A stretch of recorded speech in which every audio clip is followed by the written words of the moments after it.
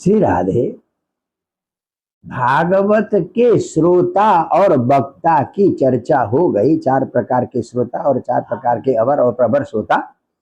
अब भागवत की कथा भी 3 प्रकार की होती है। राजसम सात्विकम चापि निर्गुणम सातामसम निर्गुणम तथा चतुर्विधम तु विज्ञेयम श्रीमद् भागवत सेवन। भागवत कथा का सेवन भी 4 प्रकार का होता है। ध्यान से सुनिए आप। एक राजसी स्वभाव, राजसी प्रकार से भागवत की कथा का श्रवण करना, एक सात्विक स्वभाव, एक तामसी स्वरूप से और एक निर्गुण स्वभाव से है। रजोगुणी, सत्वगुणी, तमोगुणी और निर्गुण 4 प्रकार के भागवत का श्रवण होता है। अच्छा, सप्ताहम यज्ञबद यस्तु सश्रमम सत्वरम मुदा सेवितम राजसम तत्तु बहुपूजा दिशोबनम। कहते हैं रजोगुणी भागवत का सेवन क्या है? सप्ताह लगाना है, जल्दी करो, ऐसा करो, ये बुलाओ, अफरा तफरी एकदम। हाँ, ऐसे में जो भागवत की कथा लगाते हैं, बड़े पंडित को बुलाना है, ये करना है, कोई परेशान न हो। हाँ, दुनिया भर की चिंताओं को लेकर, सांसारिक चिंताओं को लेकर भागवत जो कथा लगाते हैं, सप्ताह लगाते हैं, वो रजोगुणी सप्ताह है। ध्यान से सुने आप। आजकल प्रायः धनियों में ये चर्चा होती है, मैंने 2 करोड़ की भागवत लगाई, मैंने 1 करोड़ की भागवत लगाई, मैंने 50 लाख की भागवत लगाई। बताइए, भागवत 2 करोड़, 10 करोड़, 5 करोड़, 50 लाख, 10,000 की भागवत नहीं होती। भागवत तो चिंतन है, भागवत तो ज्ञान यज्ञ है, चिंतन यज्ञ है, समर्पण का यज्ञ है। भागवत को लाखों और करोड़ों से आप न तोलें। अगर ऐसा तोलते हैं तो आप रजोगुणी भागवत के श्रोता हैं। देखिए, सप्ताहम यज्ञवत यस्तु सश्रमम सत्वरम मुदा। जैसे यज्ञ में हड़बड़ी रहती है, तो ऐसे ही यज्ञ की तरह बड़े श्रम के साथ, बड़ी जल्दबाजी में सप्ताह लगाते हैं। और बहुपूजा दिशोभितम, ये पूजा करो, इनकी भी पूजा करो, इधर भी करो, वो भी करो, वो लोग आए उनकी व्यवस्था करो, आए हुए लोग नाराज न हो जाएं। तो ऐसे बहुपूजा आदि से हड़बड़ाहट के साथ जल्दबाजी में जो सप्ताह लगाया जाता है, उसको रजोगुणी सप्ताह कहते हैं।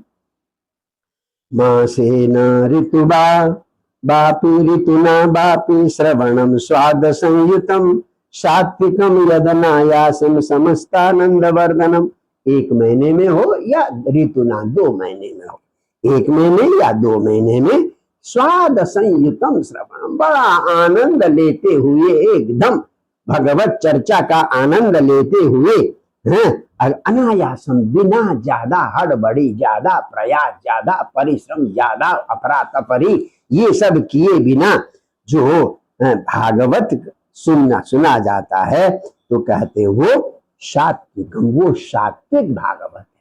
तो भागवत में हड़बड़ी, अफरा तफरी, दिखावा, प्रदर्शन, ये सब अच्छा नहीं है, वो तो रजोगुणी है।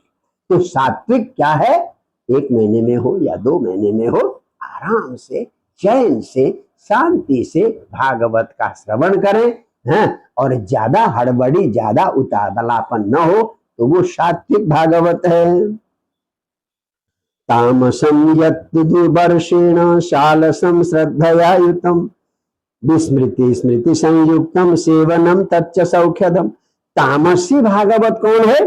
तो कहते 1 वर्ष में सुन रहे हैं, कभी सुना कभी नहीं सुना, जो सुना वो भूल भी गए, और सुनते आलस आ गया, आप सो गए, ऊँग आ गई। तो इस प्रकार से, तो अगर आप सुनते हैं तब, और सालसम और श्रद्धया अयुतम, ज्यादा श्रद्धा भी नहीं, चलो सुनना है बैठ जाते हैं। तो इस प्रकार से बिना श्रद्धा के स्मृति विस्मृति से, कभी कुछ पुरानी बात याद है, कुछ भूल गए, कुछ कथा याद है, कुछ भूल गए, ऐसे जो सुनते हैं वो कहते हैं वो तमोगुणी श्रवण है। आलस्य के साथ, उपेक्षा के साथ जो श्रवण करेंगे वो तमोगुणी श्रवण है। वर्षमास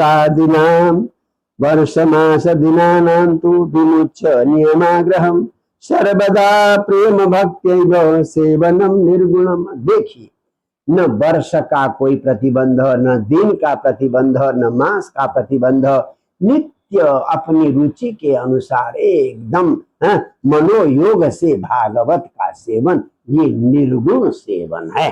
देखिए, वर्ष मास दिनानाम नियमाग्रहम विमोच्य, मैं इतने दिन में करूंगा, इतने दिन में करूंगा, ऐसा नियमाग्रह को छोड़कर सर्वदा प्रेम, हमेशा प्रेम और भक्ति के साथ भागवत का सेवन, वो सेवन निर्गुण सेवन है, वो निर्गुण श्रोता है।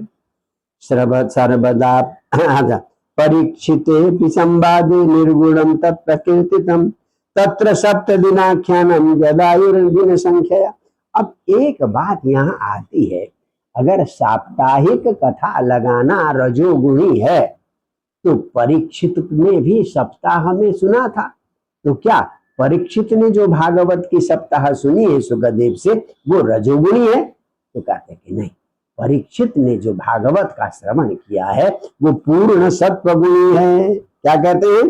परीक्षिते भी संवादे, परीक्षित का और सुखदेव का जो संवाद है भागवत में, उसको निर्गुण ही कहेंगे, सात्विक भी नहीं, निर्गुण संवाद है। बोले क्यों?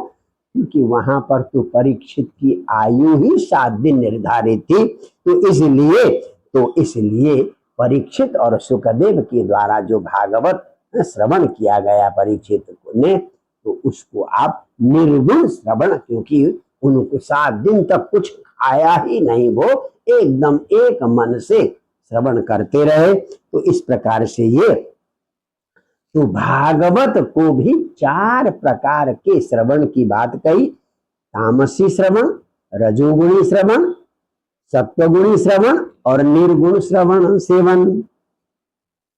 अच्छा, धनम पुत्रांस्तथा दारान वाहनादि यशो गृहान असापत्न्यम च राज्यम च दद्यात् भागवती कथा।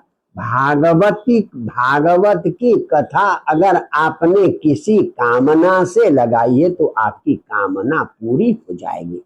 कहते हैं चाहे अगर धन की कामना हो, आपको पुत्र की कामना हो, पत्नी की कामना हो, कोई वाहन लेने की कामना हो, आपको कीर्ति कमाने की कामना हो, घर बनाने की इच्छा हो, या असापत्नी शत्रु पर विजय प्राप्त करने की इच्छा हो, राज्य प्राप्त, जो इच्छा करेंगे, भागवत तो ऐसा कल्प वृक्ष है जो आप इच्छा करेंगे वो पूर्ण कर देता है। इसलिए भागवत को निगम कल्प तरु कहा गया है। अब यहाँ एक तीसरी चर्चा होती है कि भागवत के श्रोता और वक्ता दोनों 2 प्रकार के बताए।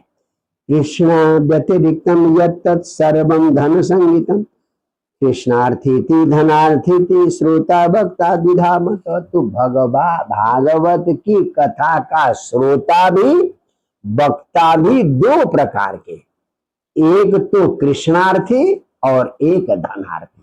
देखिए, वक्ता भी अगर दक्षिणा के लिए कथा कर रहा है तो धनार्थी, और श्रोता भी अपना नाम कमाने के लिए लोगों में मेरा किस यश हो, कीर्ति हो, भाई हो, इसके लिए करा रहा है, या किसी कामना से अगर करा रहा है तो वो भी धनार्थी है।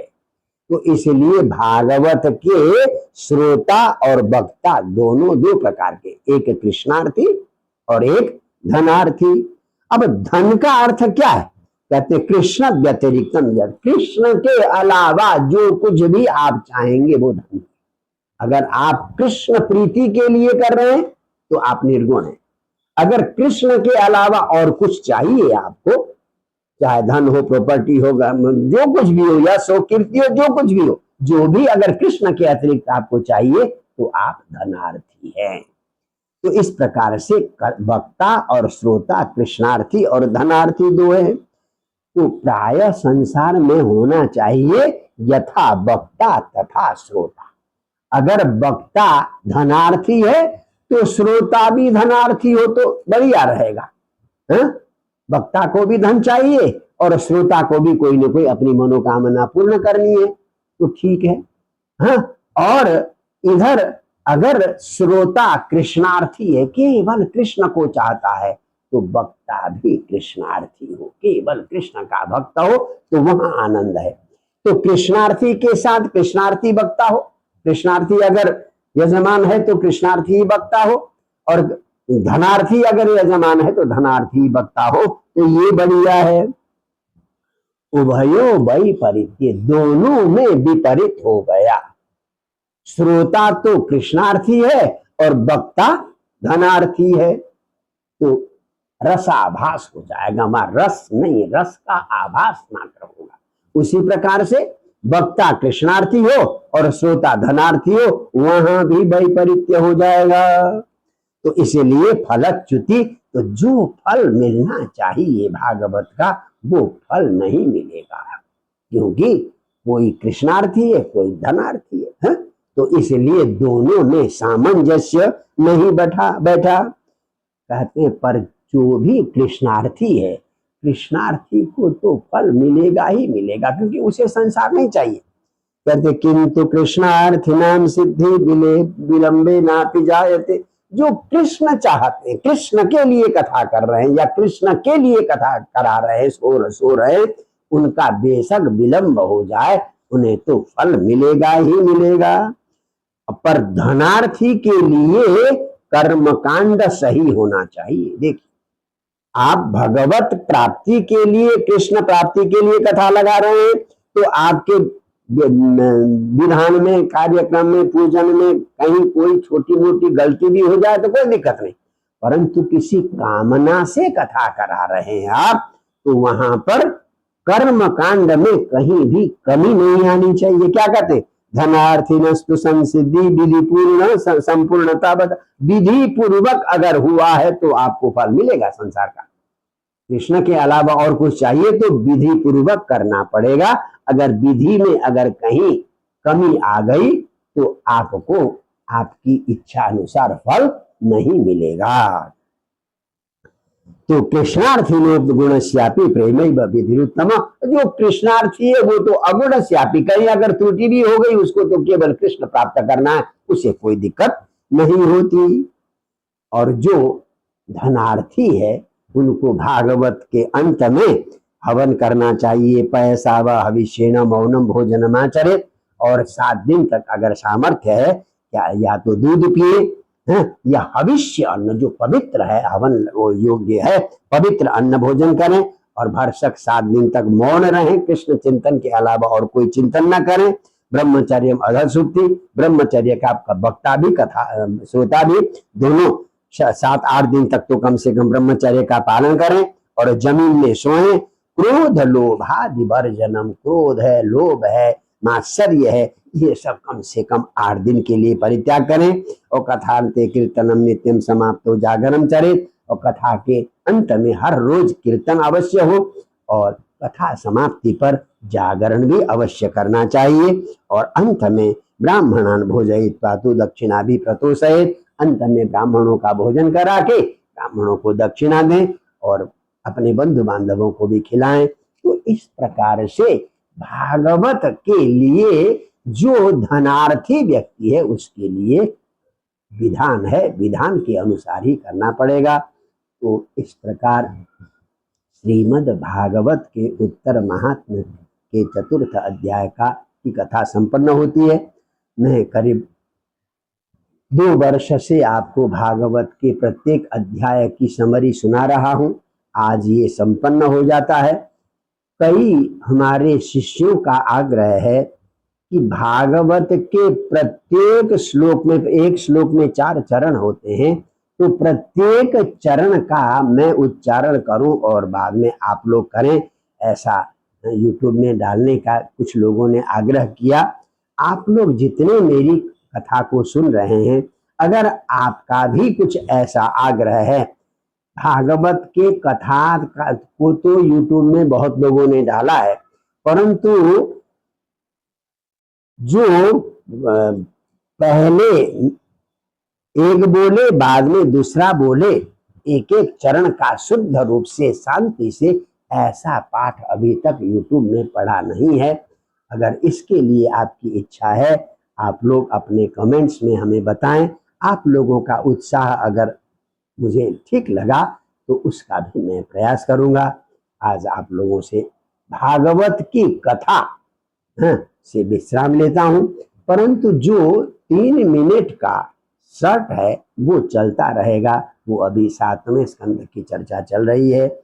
अब सब लोगों को जय जय श्री राधे, जय जय श्री राधे।